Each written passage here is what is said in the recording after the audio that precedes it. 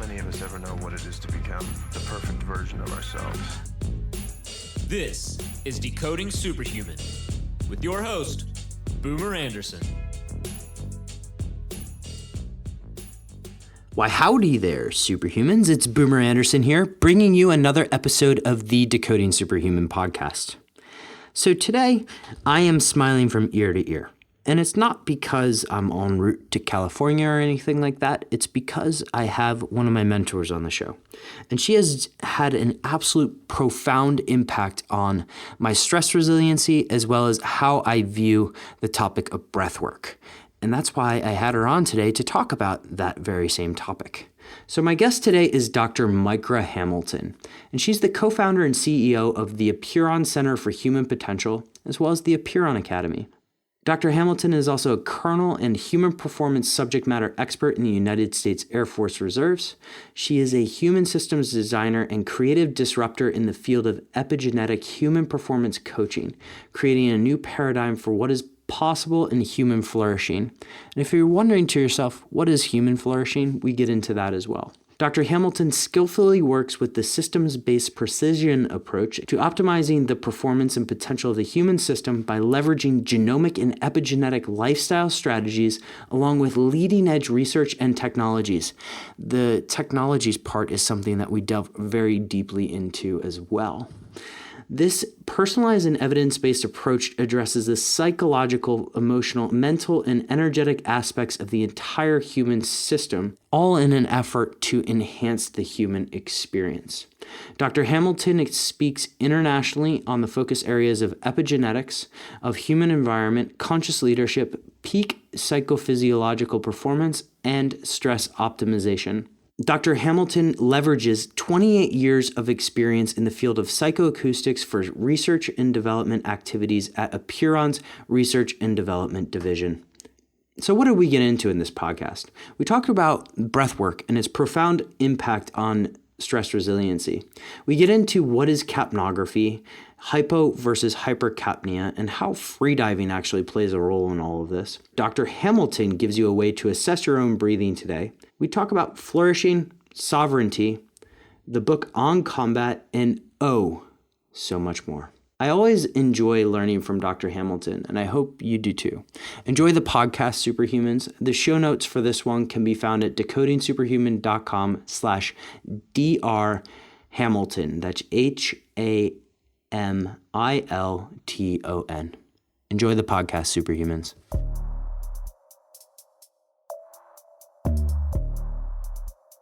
The sponsor for today's podcast is Neurohacker Collective. The chairman, Jordan Greenhall, has been on the show to talk about one of my favorite topics in episodes to date, sovereignty. And the medical director has also been on the show to talk about unleashing your human potential through epigenetics. That's Dr. Daniel Stickler. But why do I love Neurohacker Collective so much? Well, frankly, it upgrades me on a day-to-day basis. Actually, I take their products 5 out of 7 days of the week. Their original Qualia stack is something that I absolutely and still thoroughly enjoy. It's packed with over 40 premium brain nutrients to immediately enhance your focus, energy, mood, creativity, and all while supporting your health. Their new flagship nootropic, Qualia Mind, is a premium nootropic supplement that helps support mental performance and brain health. And frankly, with both products, I do not get the crashes that I commonly get with nootropics and other supplements. So I want you to go over to their website and check it out when you have a chance. It's neurohacker.com. And if you subscribe, you get 15% off by using the code BOOMER. If you want to just do a one-time purchase, you get 10% off, again, using that code BOOMER. And while you're there, pick up their free foundational guide to neurohacking. It's definitely worth checking out. But please, enjoy the show.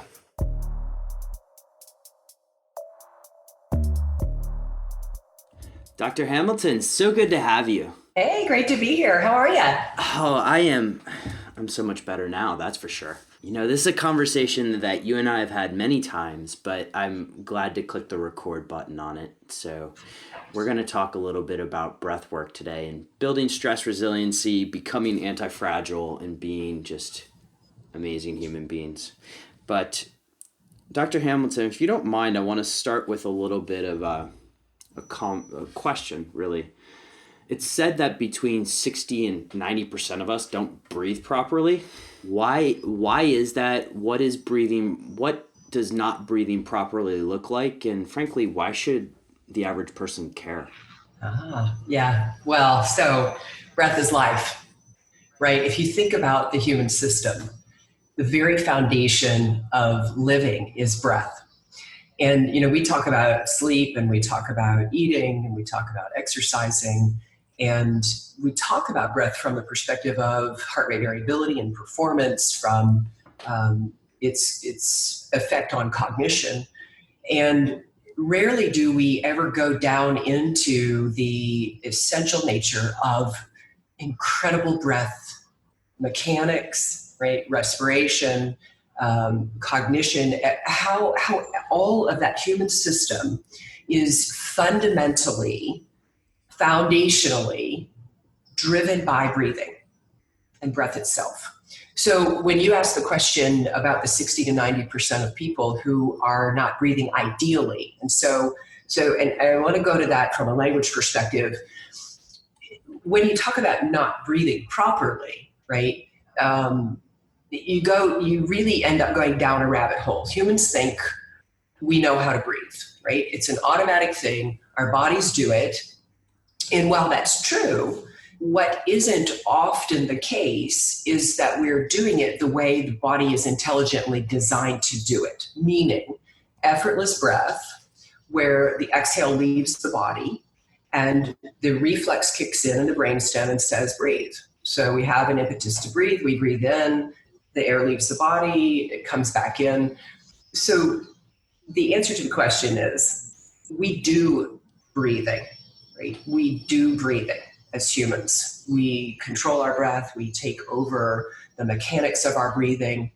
Generally, when you look at babies, they're barely breathing. They're barely moving air, and you go, are they breathing? They're in their belly. It's diaphragmatic. It's smooth. It's amazing. And then we hit puberty and we get all stressed and we start breathing in our chests. Mm-hmm. Whether it's, does that girl like me? Should I wear this? I mean, it's so fascinating what adolescence brings, but basically a disconnection with the natural processes of breathing. And so we move up into the chest. When you move up into the chest, the body doesn't do what it's designed to do. It's designed to take that breath all the way down into the diaphragm and to have beautiful respiratory gases. The brain is open, prefrontal cortex is activated, executive skills are moving nicely. And it's a beautiful, intelligent design. What we do as humans is we kind of take over. Okay, so we go through puberty, we start sucking in the belly because we're trying to have that six-pack abs, right? Right. Trying to impress all the ladies, or at least that's how my experience was. What's the effect of this? Because I know, at least from my experience, there's a lot of relationship to the nervous system. You touched on HRV in general, but what are some of the sort of negative effects of breathing poorly? So when you look at breath mechanics and then the subsequent fallout in the chemistry of the body and then what's happening in the brain, let's take your example of holding the abs in. And we all do it, right? Me, especially with my military background, that's what you do. You hold everything in and you stand properly. And what happens is the natural movement of the diaphragm kind of gets locked in.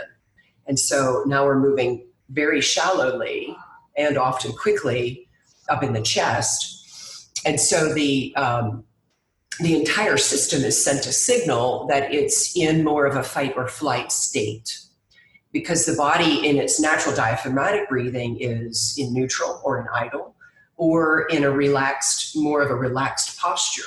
And so when everything is held in and we're not using the diaphragm the way we're designed, lots of things happen in the physiology and in the mind. So if we just take a quick nervous system tour, you hold it in, you're breathing up here, you're barely moving the air through the system the way it's supposed to. You have vasoconstriction within the body, and often resulting in hypocapnia or overbreathing, which we're going to talk about.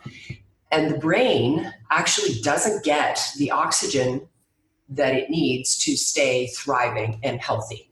And so you can, with this constriction within the body, create a 40 to 60% reduction in oxygen to the brain.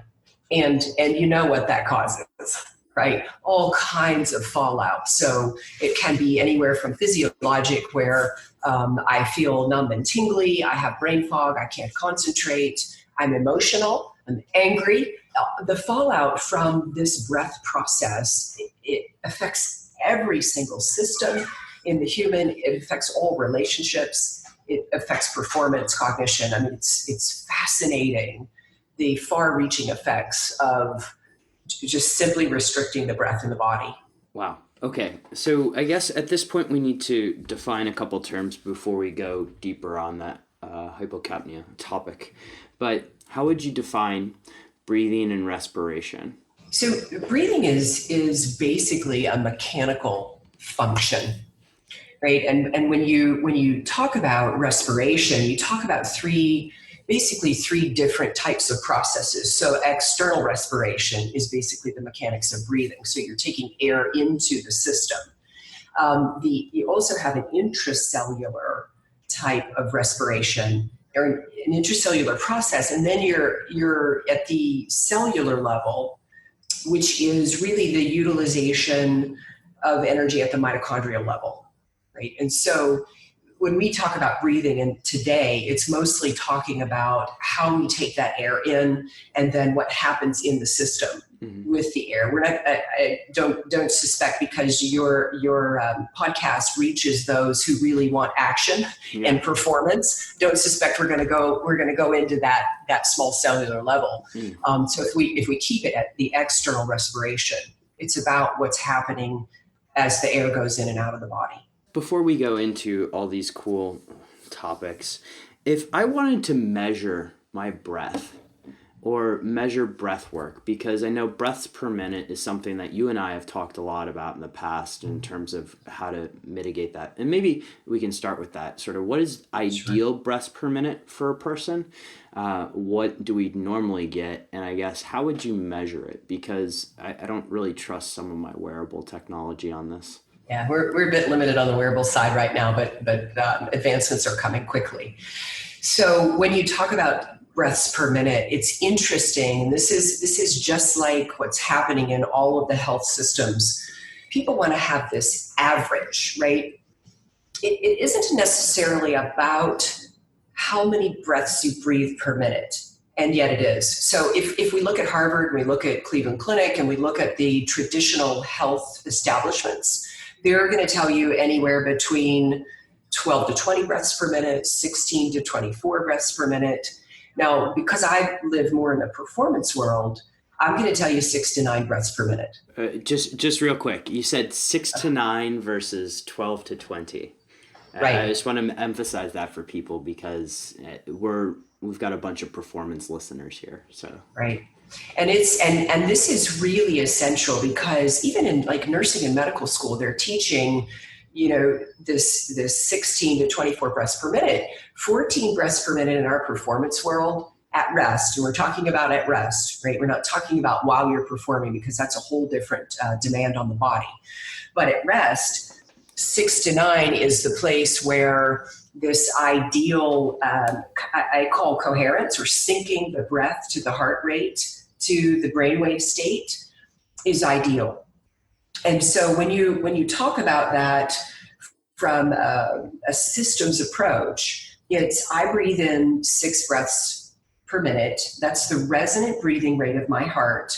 When I breathe in, my heart rate climbs. When I breathe out, my heart rate diminishes. And so if you look at, like, let's use maybe an astronaut who has really unique demands. Say they start out at a resting heart rate of 50 breaths per minute, 50 beats, right? They're doing 50 beats, sorry. They breathe in and they get this 45 beat per minute increase. So their heart rate goes from 50 to 95. Then when they breathe out, it goes back down to 50, up to 95, down to 50. And that's what we talk about when we say heart rate variability. The heart is highly variable. All of the systems are integrated, interconnected, and in sync. And in that place, the body knows exactly how to perform, what to do. There's no me doing anything with it because my body simply knows how to do it. And that's the ideal state that we want. So if you look at the fact that you're talking about 6 breaths per minute for most people for this state, if I'm at a resting state and my breath is at 16 to 20 breaths per minute, it's too far off of that resonance breathing rate for the heart. And I'm not going to be able to lock into that performance state that where you're really a high performer. And so when we talk about this 6 to 9 breaths, ideally, it's for this performance world. It's for people who are actually doing this work differently. It's not for the average human who's walking around happy with maybe going to the gym twice a week. It's a whole different level of performance. And so what I want to make sure that everybody hears is there is no one ideal breath rate for the human state. The state is highly dynamic, and we want it to do what it needs to do in each state that it's experiencing. So if I'm sitting here with you and I'm talking, I'm going to have a very different rate than if I'm out doing some crazy Spartan race, right? Or if I'm sitting actually doing a project where I have to dial in and have my focus very, very intense and extreme for a period of time. And so it's about the dynamic nature of the breath, but in a resting state, being in that nice, effortless, in my knowing, 6 to 9 breaths per minute. Okay, and one of the words that you just mentioned was coherence. And I guess for the average person who probably hasn't focused on this ever, how do you start training this? Because when you said coherence, my brain immediately says heart math. Is that where you would start, or how would you recommend people get started on that? Well, and so I think what will happen is as we move through this today, we're going to tie those pieces together. I've been working with HeartMath for a very long time. Absolutely love it in specific uses, right? Once the human system has been fully evaluated. And I say that because it's really easy to mechanically, prescriptively move your system around. So if I'm deciding that I'm going to do some heart rate variability training, and I know that my resonant breath rate is about 6 breaths per minute, I know that I'm supposed to breathe diaphragmatically in my belly and at a nice, smooth, rhythmic pace. So my strategy would be, I'm gonna imagine that the air is going in my heart space, down into the belly, and I would slowly, gently inflate, deflate, right? Inhale, exhale, about 5 seconds in, 5 seconds out. Now recognize that's a very prescriptive technique. So what happens with that is I am mechanically moving my heart around. I'm inhaling, my heart rate's going up. I'm exhaling, my heart rate's going down. If I'm mechanically doing that versus that's the way my body is doing it, right? I'm forcing a state that I cannot hold later. Gotcha. And this is where everybody using HeartMath and doing heart rate variability training, who are doing it prescriptively and who don't actually have that as a locked-in baseline state, can potentially be actually causing deficits in the body-mind complex. And so this is why I say the first step is evaluation of this system. I am unique, you are unique. While we're both human and we have similar systems, we don't do it the same way, right? So what parts of the system do we have to look at when we're talking about what is ideal for me in my state, in my current state of being, and what is ideal for you and them, and what that takes is an evaluation. So if I know the position of my breath, am I breathing in my chest? How fast am I breathing? How rhythmic am I breathing? What is the dynamics of the inhale and exhale? If I know position, if I know rhythmicity, if I know what's happening in my carbon dioxide balance in my body, and this is where we're going today, then I know what my system is as a baseline state. From that baseline state, I have a very good data capture, lots of information about what it's doing. And then as I maneuver my system around, how agile is my system, right? How adaptable are my systems to be able to perform in any situation that I push it to?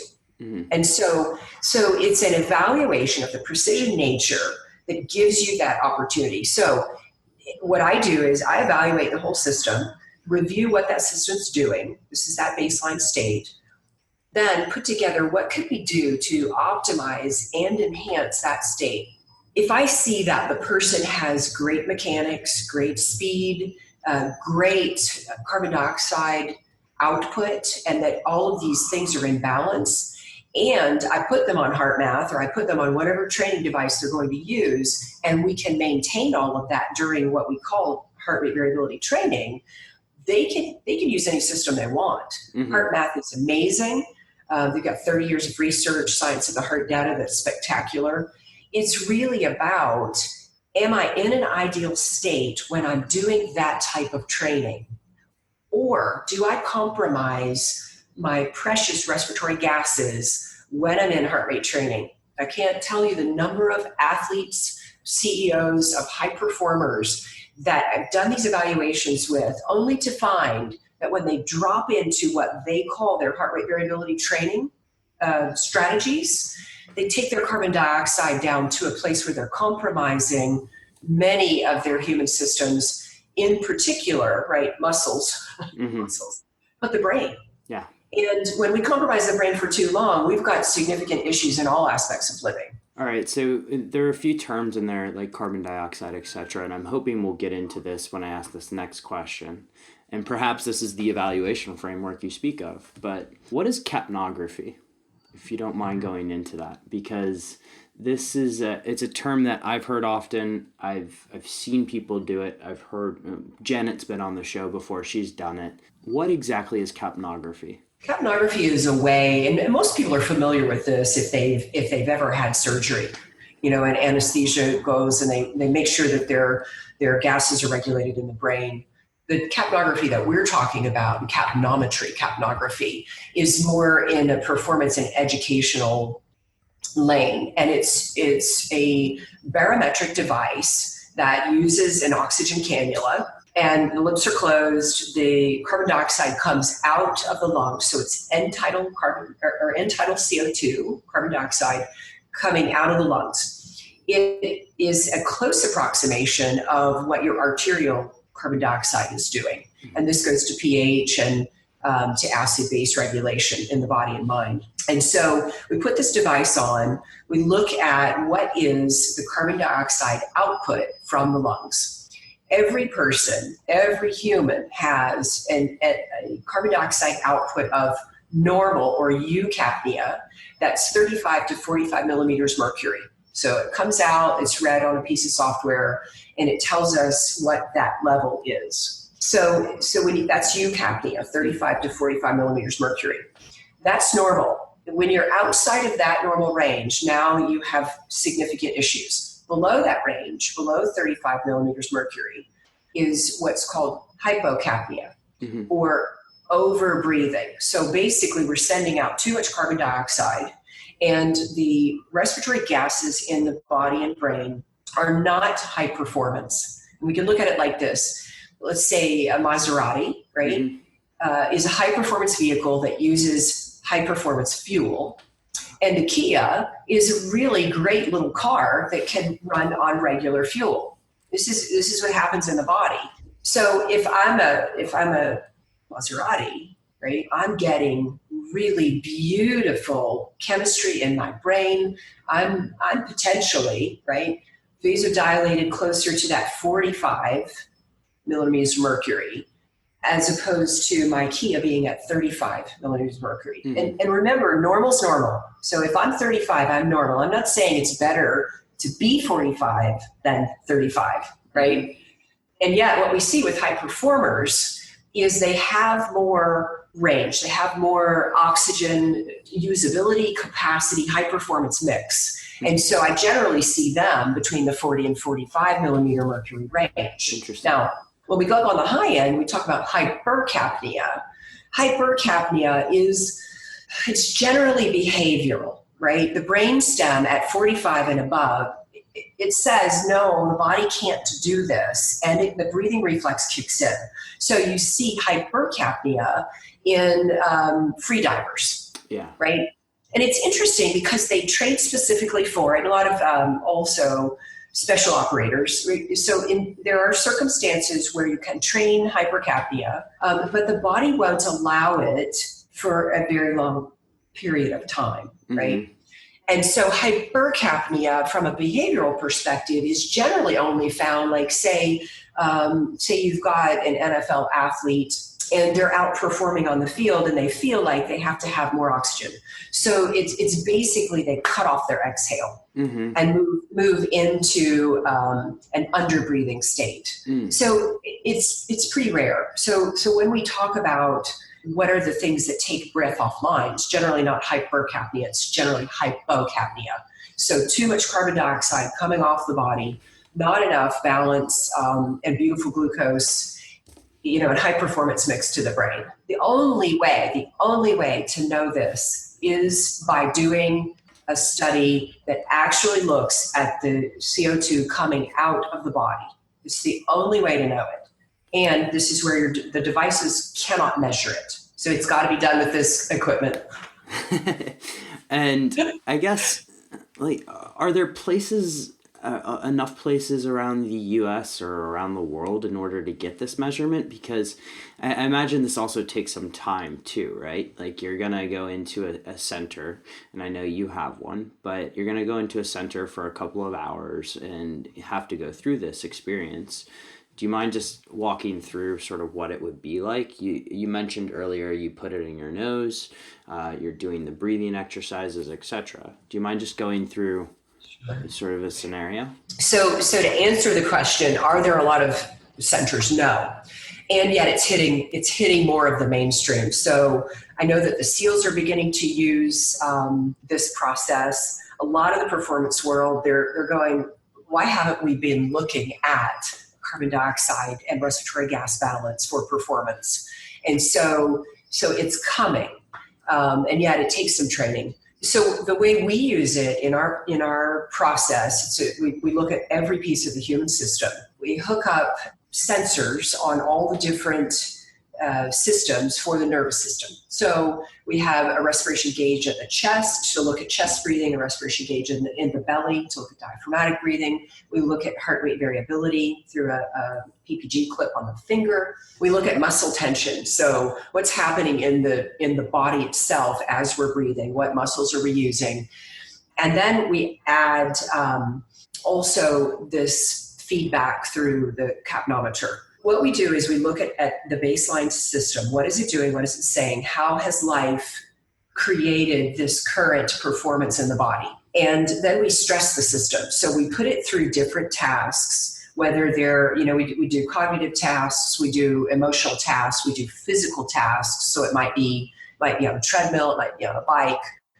It really depends on each person. But we look at how does that system respond with each new input. So I'm at rest, it does this. I task it mentally or cognitively, it does this. I task it emotionally, it does this. Physiological, performance-wise in action, it does this. What happens when I finish that task? We sit in a resting state and we watch how do those systems return? Do they return? Right? So from speaking just of the carbon dioxide, what is the baseline state? How is the CO2 coming out? Is it coming out at a normal level? Is it the overbreathing or the hypocapnia? How depleted is it? So there's a scale of what we see, right? The normal, the 35 to 45, and then down to 32. Once we hit 32, we go, okay, we're having an issue with the body being able to do okay. Now, when 32, you're still pretty decent, but when you get down into the 20s and you get down into the low 20s and you get down below 20, you're at great risk. And this is when people begin to go offline. They lose their ability to even focus. right? They get the more of that tunnel vision thing going on. They can't think. Their cognitive capacity goes offline. This is where the brain fog is kind of present. Maybe I'm dizzy, I'm lightheaded. I can't focus. I can't hear you properly. There's so many things that this hypocapnia result in.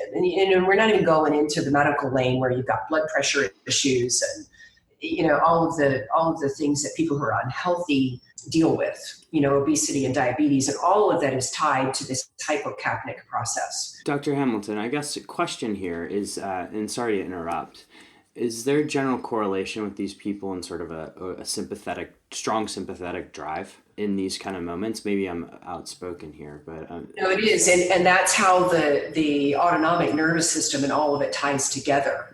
And so when breathing is off in any way, it generally throws you into sympathetic activation, overactivation.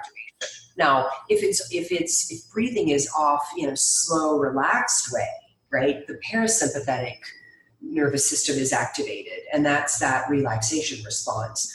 Generally, the body doesn't need to be put into places on purpose. And so people are doing relaxation breathing so that they can turn their system off when it's been in overdrive. If you have a highly agile dynamic system, you don't need to do all of these things to adjust your system, right? You don't need to do heart rate variability training. You don't need to do relaxation response training, because the body simply moves where it needs to move when it needs to move there. And I think from a systems approach, that's what we're all missing in the performance realm, right? Because we're focusing on only these specific little stovepipes. Yeah. That's the resiliency, the antifragileness. Exactly. That's the word that I'm obsessed with, at least. So I guess the question on everybody's mind is, if I am hypocapnic and to the point where it's this bad and I have brain fog, etc., these states are reversible, right? Oh, clearly. The human system is remarkable. We really are, and I say this a lot, right? We're self-regulating, self-aware, and self-healing. When the body-mind complex is in this high-performing state, it does its thing. We don't need to do anything with it because it's living an incredible, flourishing life. When it isn't, we get feedback, right? And so if we're depleted and we're going offline and we can't focus and we've got all this fallout in the system, it assists us to re-regulate and integrate those systems that have gone out of alignment, right? If we're listening.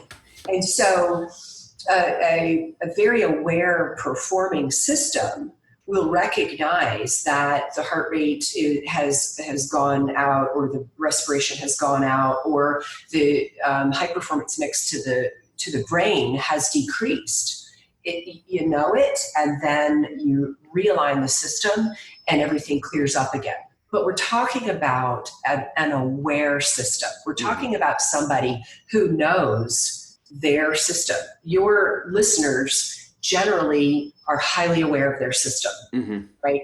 And so this is simply an additional piece that they may not have looked at to go, what are the symptoms of when I might be overbreathing? And what does that mean in relation to how I cognitively perform my tasks, how long it takes me to get my projects done so that I can go out and have fun, right?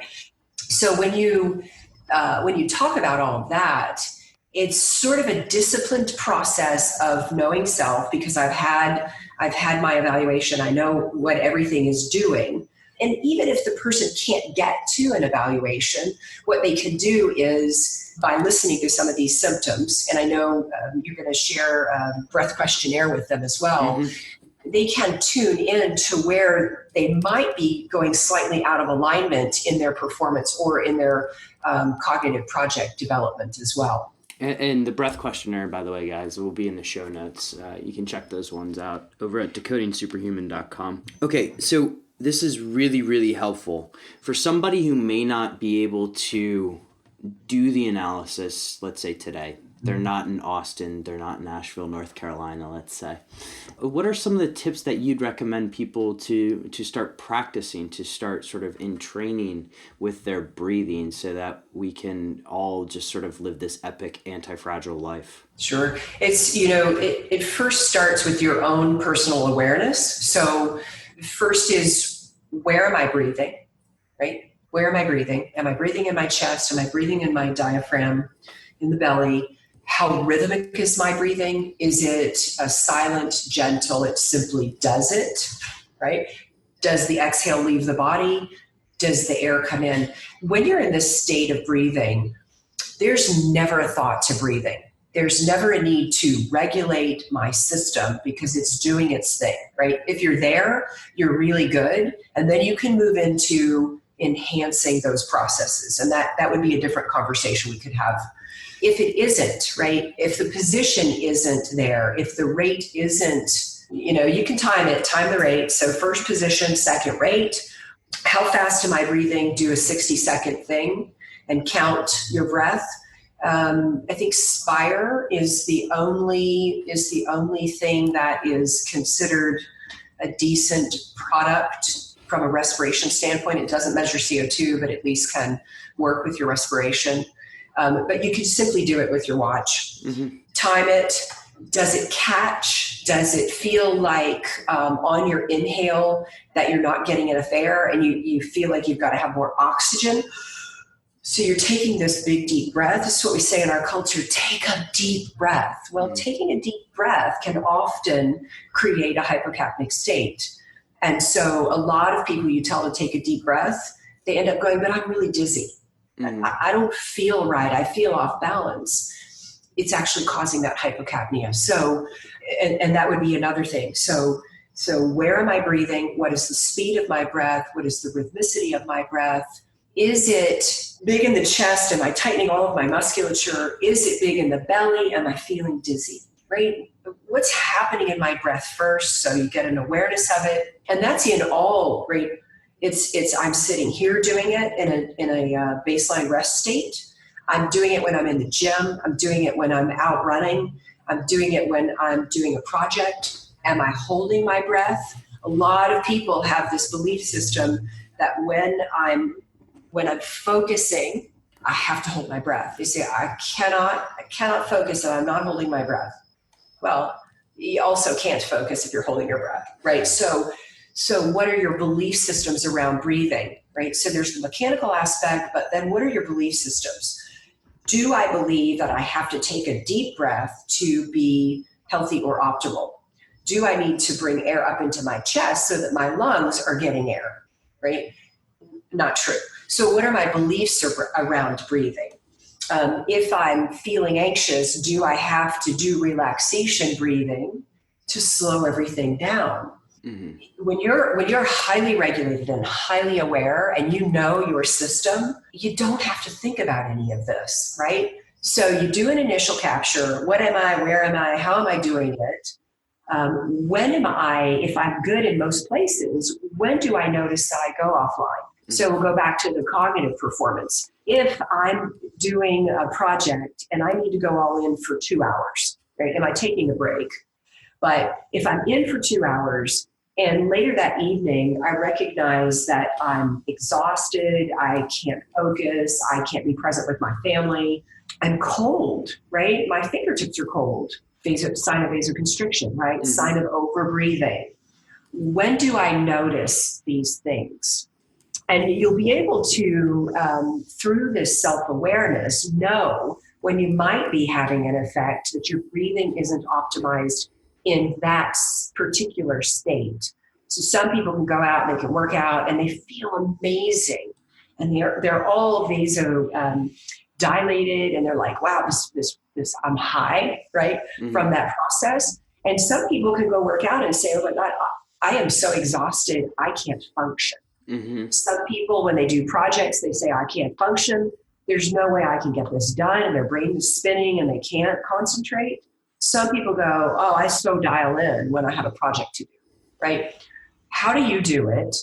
And then how do you optimize it to get it to be what you need to be, right? So that it serves you, so that you can be efficient and effortless and live that, I call it a flourishing life. Yeah. Right. So everything is about awareness. What am I doing when with my breath structures? Looking at this as sort of the whole human system, what role does language play in all of this? Because I think, like, I notice, and language is something that I'm particularly focused on right now, that your language can control a lot about how this whole system and even your breath operates. Is there a correlation? Absolutely. There's, I use the term precision of language, and you know this.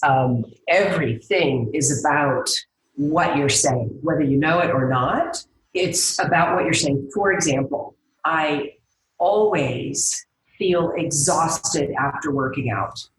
That's a belief system. Always and never equal a belief system. It's never true, right? It's never true that you're always a certain way. When you start looking at how language dictates belief systems, dictates outcomes, it's super essential. If I say I can't get enough oxygen when I'm running, I have a belief system that I need more oxygen. Okay, it's not true. It's not true. You don't need more oxygen. Your body gets exactly the oxygen that it needs. Your belief system, now projected through your language, is what's contracting that down. So when you look at language, you have an insight into the subconscious or unconscious belief systems of the person who's speaking. So what we do with language as we're working with the human system is we look at the statements around, I call them limiting beliefs. Right? What are the limiting beliefs that come out through the way I say things? For instance, I have to go to the gym. I have to go to the gym. Well, you really don't have to go to the gym. I should go to the gym. Mm-hmm. Have to and should indicates that you really don't even want to, right? You think you should because why? Or you have to because why? Now, even if you can drag yourself over there and you do it, what other things are attached to that? I have to breathe faster because I'm not getting enough air. I laugh because I see this a lot in CrossFitters. I go and I'm a trained CrossFit, right, mountain athlete. I've done all that training. Yeah, I get it all. Me too. I owned a CrossFit gym. I get it all. Not bashing CrossFit, but here's just think about this. So the athlete's doing this Fran. We'll just say Fran. You know Fran, where you have certain events that you do. 21-15-9. I remember that one fondly. Right. So they do the event, throw down the thing, and they walk away from it. Then they go try to do it again, and you go, okay, there's no way that you can perform. try doing a thruster breathing like that. well, and it's about the in between, right? You can't recover if you're doing that. There's no way to recover, and you laugh because you see the people who they reset their system really effortlessly, and they can go all day. So it's about performance. It's about recovery. It's interesting because it goes to language and it goes to what we do with our system and how we talk about it. So I don't know if that answered where you were trying to go with that, but the language is essential. And so it's as essential as knowing what your carbon dioxide is doing, listening to what you say about your performance.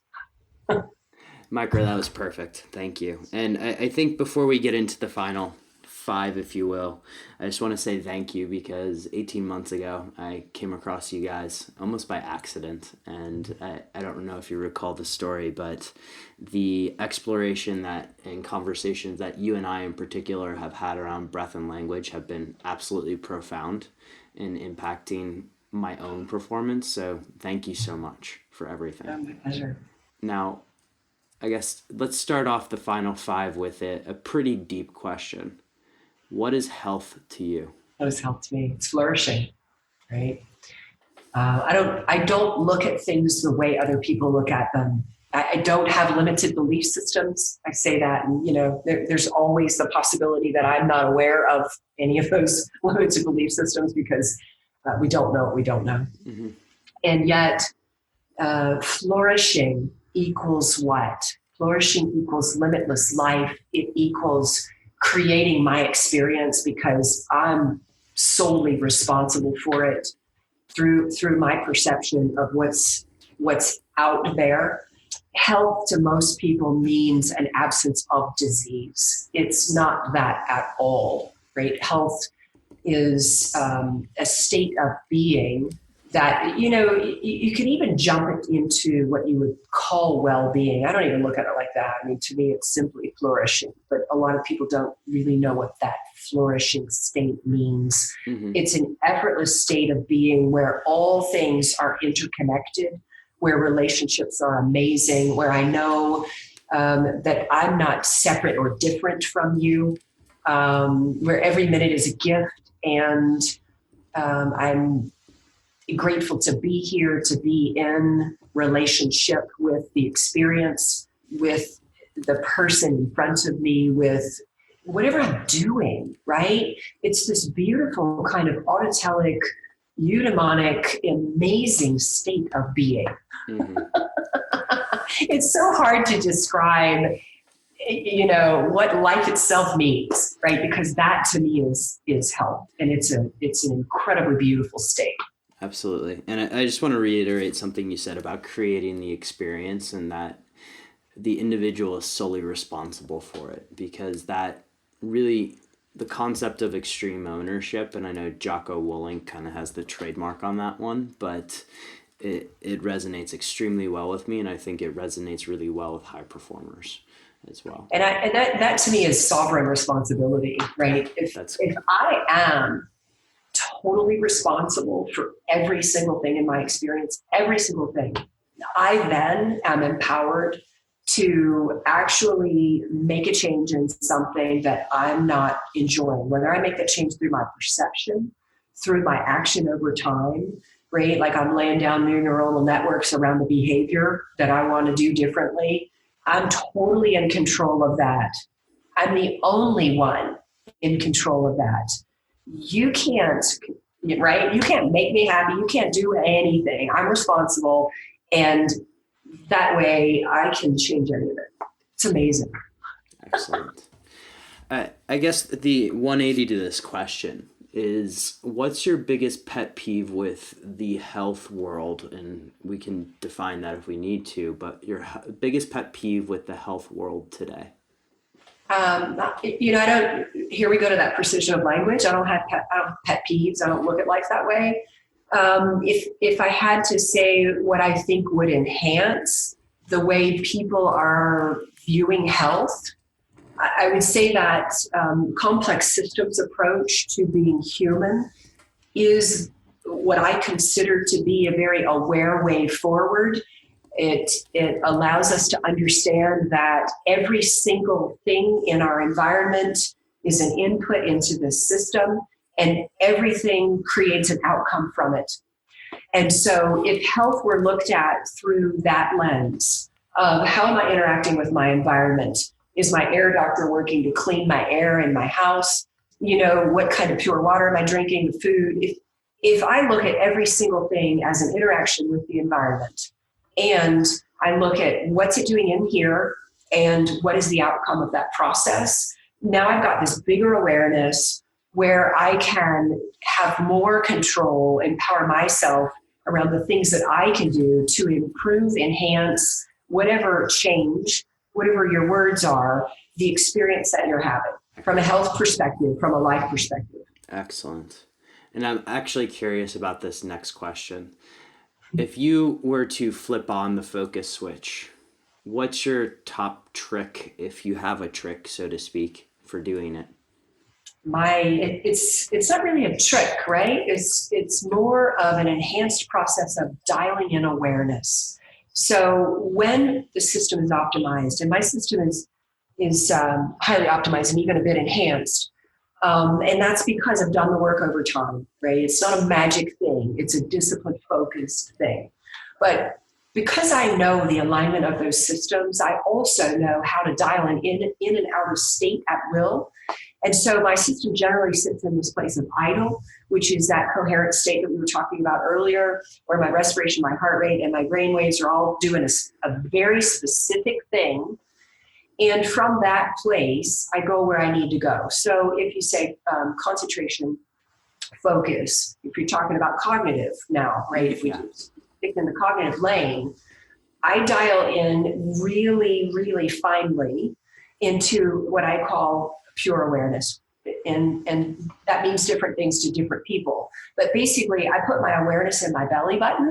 This is interesting. I put my awareness in my belly button. I open my system up. I move my brain waves a little bit up, right, from the state of alpha that they generally are in, that neutral state, idle state. I move them up to where they're fine-tuned into the cognitive performance that I require. Mm-hmm. Right? Then I land my project. I move them back down. I'm done with that now. They're down, back to that idle state.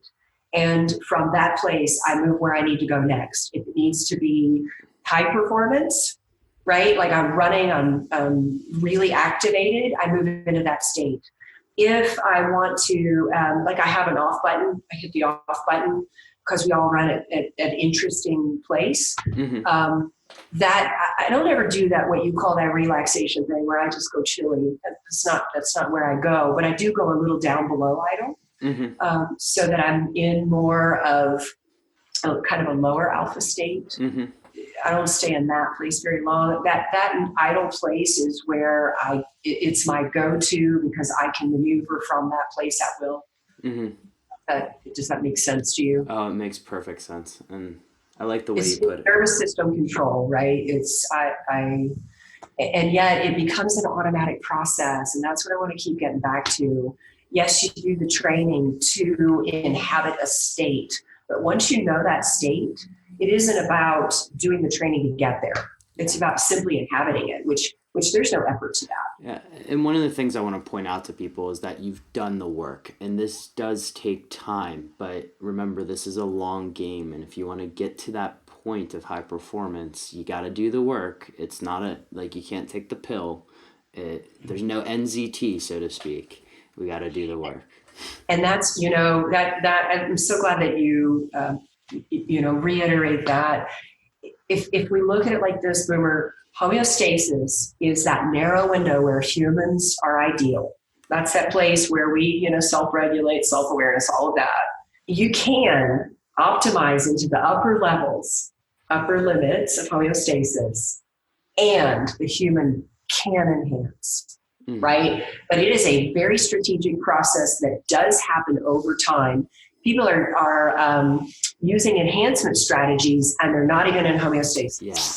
So go ahead. You can get a boost in one area, but you're going to compromise many more, and your system is not going to be optimal. And there's a lot of unintended consequences to those actions. Mm-hmm.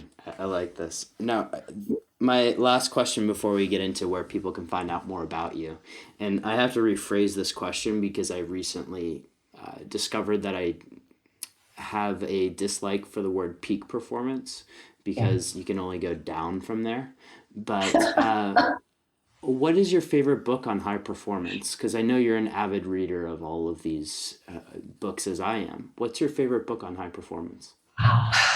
There are so many. There are so many. We could rattle off many. We could rattle off many, and my Amazon account will probably thank you later. Yeah, and I'm going to focus. I tell you, my new favorite that's coming is Dr. Dan Stickler, right? My partner. He's doing it. He's releasing an Epigenetics Human Performance book in October when we speak in London. And we're super excited about that because once you tie epigenetics into human performance, you're just at a whole new level of performance. But I think my seminal book on performance is On Combat. Okay. And they just released an updated version in 2017 of On Combat. They they really, really detailed performance in the human body mind. And so that's has been my go-to for a very long time. And on the cognitive side, there's a new book out that's The Mind of the Leader. Because, I look at everything through a complex systems approach. And I love that new book because it goes into aspects of how to lead well, lead self first, and then how to interrelate, connect with others. And it's through a performance lens. Beautiful, beautiful. Mickra, I guess, Dr. Hamilton, where can people find out a lot more about you? Well, there's not a lot more to find out. LinkedIn is probably the best place to really kind of dive into some of my world. And, they're certainly welcome to contact me, and I'll send my personal email, and we can curate some conversations around performance because we're always collaborating with people who are doing the same thing and want to enhance the human state, because in the end, what it all comes down to is how do humans evolve? They evolve by taking action. And we've been in this state of being for a very long time. What's required to move to the next enhanced state of human, and its nervous system regulation, optimization, and then beyond. So the nervous system has to change for the human to be able to evolve. Another way to find a little bit more about what we're doing is apeironzoe.com. That's our website that jumps into our academy that trains epigenetic coaches in human performance, and our medical centers that optimize the human system. They're not medical in the traditional lane, as you know. They're really about what's right with you and how do we make that righter. People laugh at that, but precision performance. And so it's Apeironzoe, APEIRONZOH.com, and that's our parent corporation. Has a lot of different arms. Research and development, and one of the things that I'm standing up, and I'm just going to share it with you because your particular audience will enjoy this. I'm creating an Apeiron DARPA, right? So, what does all things advanced or enhanced human state look like in open source, right? What can we make available to humanity to live the experience differently? Super excited about that, and have a really great team of individuals who are joining us in that new endeavor. So I love technologies, all of it. It's so exciting. I love it. Apeiron DARPA. I'm looking forward to that one. It's called Moria. It's based on longevity, but excellent. It's pretty exciting. Well, Dr. Hamilton, thank you so much for all of your time. To all the superhumans out there, thank you so much for listening. And to everyone, remember as always, choose health. Superhumans, before you go, can I ask 2 favors? Did you enjoy that episode? If so, can you send me an email at podcast@decodingsuperhuman.com? Provide any feedback, positive or negative. I would love to hear from you. And for those of you who have really taken advantage of that, I respond to each email. Secondly, if you did enjoy the episode, can you head on over to iTunes, SoundCloud, Spotify, Stitcher, any one of your favorite podcast listening platforms, and give Decoding Superhuman a 5-star rating. It would really be appreciated. And then finally, for those of you who are looking at taking an informed approach to health, head on over to decodingsuperhuman.com. Check out what we have going on over there. And if you want to schedule a free 15-minute discovery call with me, you're going to have that option. Superhumans, have an absolutely epic day. And remember, as always, choose health.